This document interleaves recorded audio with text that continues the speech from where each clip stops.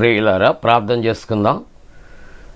మమ్మలను మిక్కిలి ప్రేమిస్తున్న పరలోకపు తండ్రి, మీకే స్తుతులు స్తోత్రాలు చెల్లిస్తూ ఉంటున్నాం. ప్రతి ఉదయకాలపు ఆరాధనలో నాయన పాల్గొంటూ నీ యొక్క వాక్యాన్ని ధ్యానం చేస్తున్నటువంటి ప్రతి కుటుంబాన్ని, ప్రతి విశ్వాసిని కూడా దీవించి ఆశీర్వదించి నాయన మమ్మలను నీ రక్షణలో కొనసాగటానికి కృప చేయమని యేసు ప్రభు వారి పరిశుద్ధ నామమున వేడుకొనుచున్నాము తండ్రి. ఆమేన్. ఎన్ని తలచినా ఏది అడిగినా జరిగేది నీ చిత్తమే ప్రభువా, జరిగేది నీ చిత్తమే. నీ వాక్కుకై వేచియుంటిని, నా ప్రార్థన ఆలకించుమా ప్రభువా, నా ప్రార్థన ఆలకించుమా.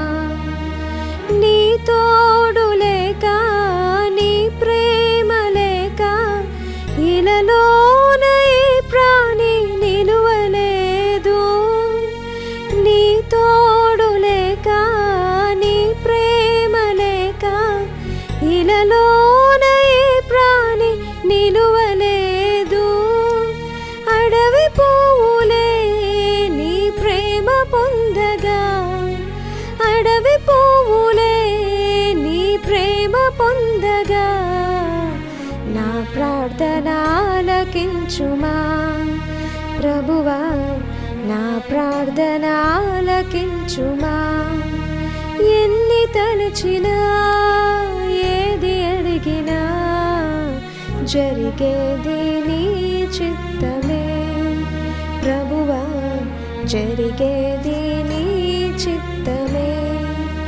నా ఇంటి దీపం నీవే అని తెలిసి, నా హృదయం నీ కొరకే పదిలపరచితి. నా ఇంటి దీపం నీవే అని తెలిసి, నా హృదయం నీ కొరకే పదిలపరచితి. ఆరిపోయినా నా వెలుగు దీపము, ఆరిపోయినా నా వెలుగు దీపము, వెలిగించుము నీ ప్రేమతో ప్రభువా, వెలిగించుము నీ ప్రేమతో.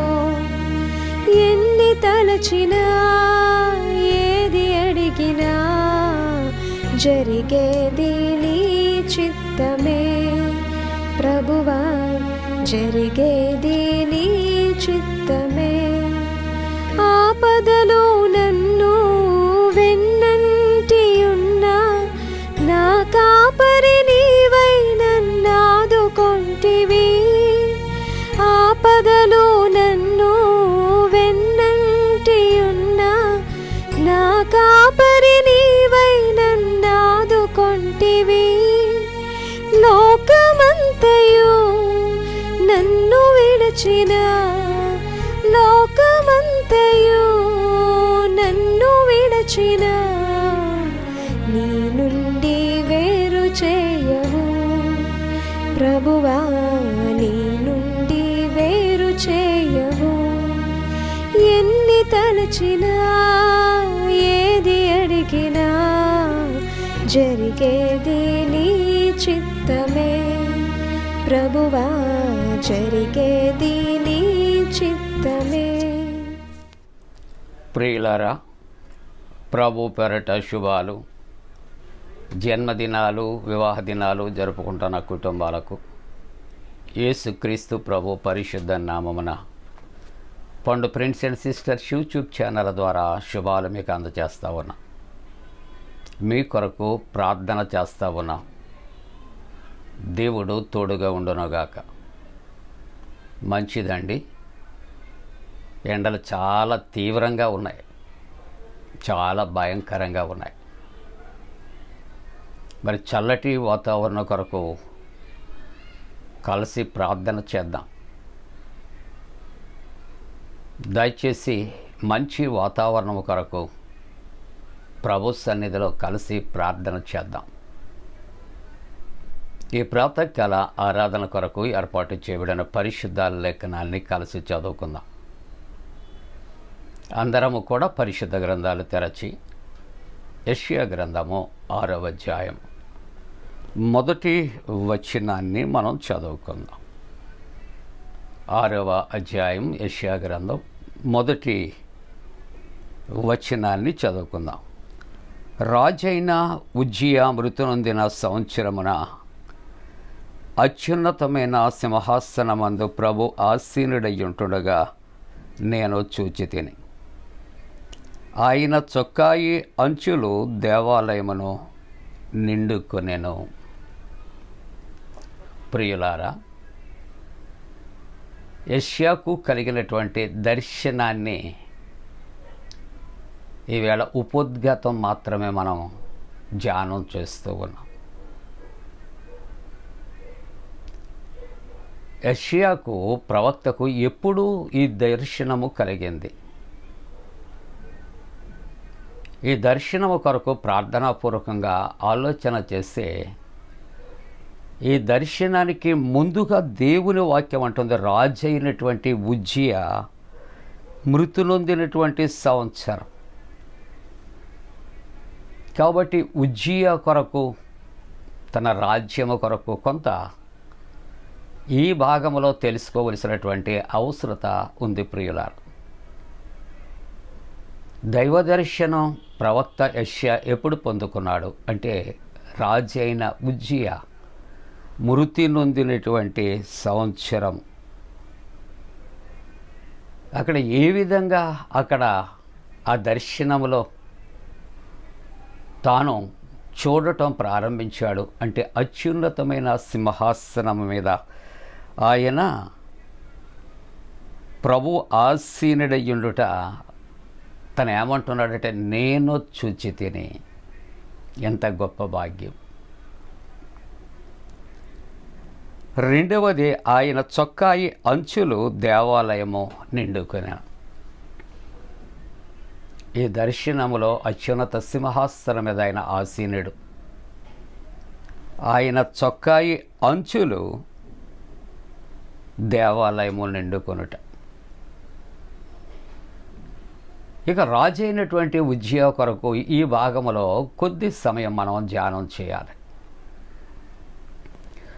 ఈ యొక్క రాజు అయినటువంటి ఉజ్జియా కొరకు ఆలోచన చేస్తే ఆయన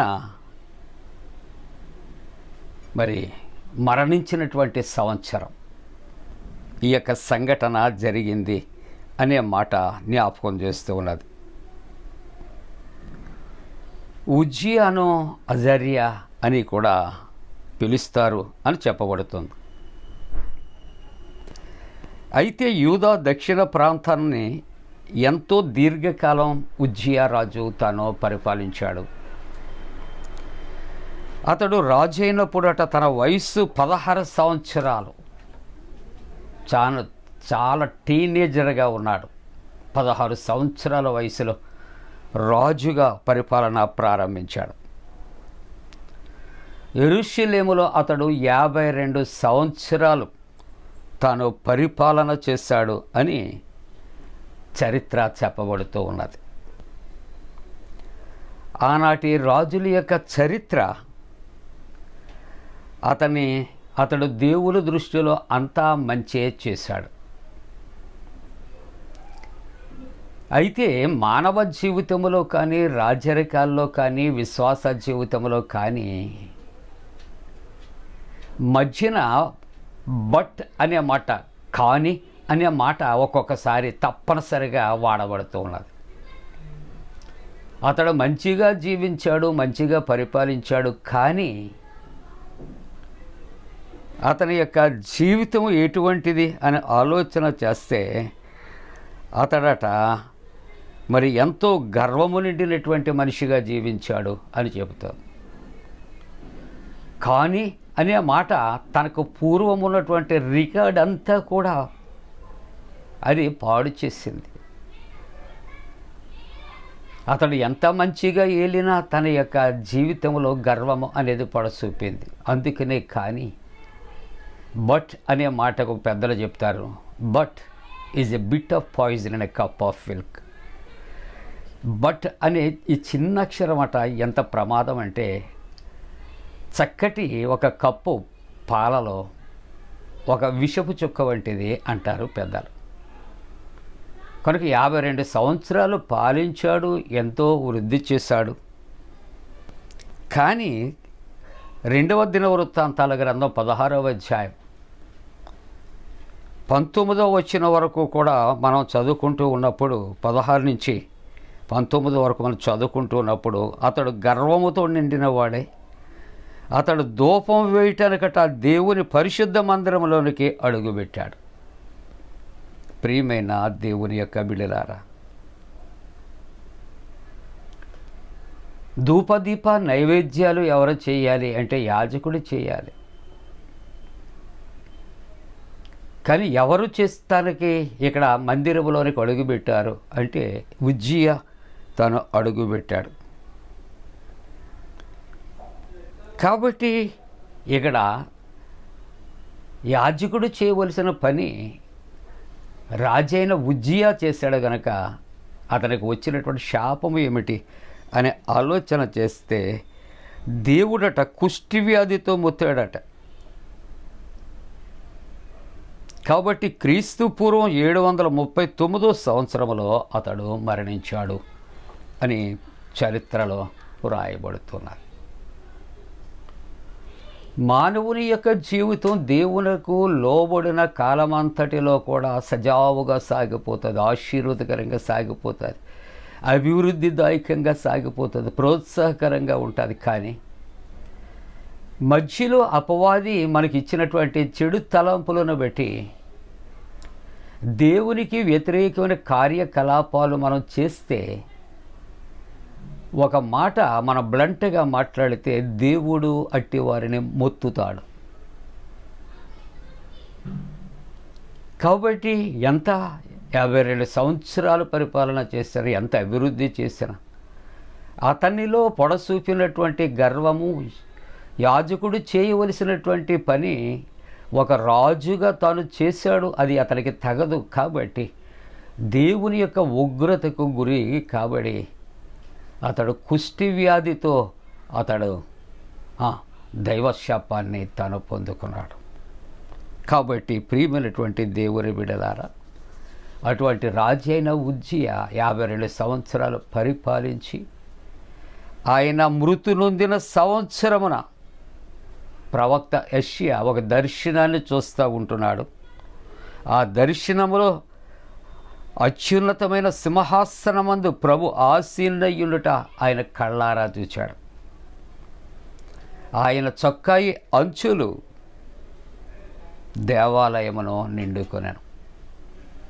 ఈ విధంగా రాజైన ఉజ్జియా మృతి నొందిన సంవత్సరమున ప్రవక్త అయిన యెషయా తాను దైవ సన్నిధిలో బహుశా ప్రార్థిస్తూ ఉంటుండగా, ధ్యానిస్తూ ఉంటుండగా దైవ దర్శనాన్ని తన కన్నులారా తాను చూచి తను సాక్ష్యమిస్తూ ఉంటున్నట్లుగా చూస్తాను. మన జీవితాల్లో మనమును కూడా ఒకవేళ ఉజ్జియా వలె మనము గర్విష్ఠులము కాదు, కానీ ప్రవక్త అయినటువంటి యెషయా వలె దేవుని యొక్క సన్నిధిలో మనము ధ్యానము చేస్తూ, కనిపెట్టుకొని ప్రార్థనలు చేస్తూ, ఆయన దర్శనాలు కన్నులారా చూడటానికి, నూటార సాక్ష్యం ఇవ్వటానికి దేవుడు తన పరిశుద్ధాత్మ కూడిన మనపై మెండుగా కుమరించునుగాక. ఆమేన్. ప్రార్థన. పరిశుద్ధుడా నీకు వందన. ప్రవక్త యెషయాకి ఇచ్చినటువంటి దర్శనం గొప్ప భాగ్యము నాయన. మరి మా జీవితాల్లో నాయనా అటువంటి గొప్ప దర్శన భాగ్యాలు మాకు కలుగుచ్చా ప్రభువా. ఇదిగో తండ్రి, ఉజ్జియా వాళ్ళు తప్పిపోకుండా కాపాడాడు. అలాగే వ్యాధి బాధలతో ఉన్నవారిని స్వస్థపరచండి. పరీక్షలు రాసిన వారు, రాస్తున్నవారు జయమివ్వండి. ఉద్యోగ ప్రయత్నంలో ఉన్నవారికి జయమివ్వండి. రక్షణ లేని వారికి రక్షణ ఇవ్వండి నాయనా. చక్కటి చల్లటి వాతావరణం అనుగ్రహించాడు. యేసు ప్రభు దివ్య నామమున వేడుకొనుచున్నాము తండ్రి. ఆమేన్. పరలోకమందున మా తండ్రి, నీ నామం పరిశుద్ధపరచబడునుగాక, నీ రాజ్యం వచ్చునుగాక, నీ చిత్తం పరలోకమందు నెరవేర్చున్నట్టు భూమి అందు నెరవేరునుగాక. మా దిన ఆహారం నేడు మాకు దయచేయం, మా ఎడల అపరాధం చేసిన వారిని క్షమించిన ప్రకారముల అపరాధం క్షమించము, శోధనలోని తేక కీడును తప్పించము. రాజ్యము, శక్తియు, మహిమ నిరంతరము నీవే ఉన్నవి. ఆమేన్.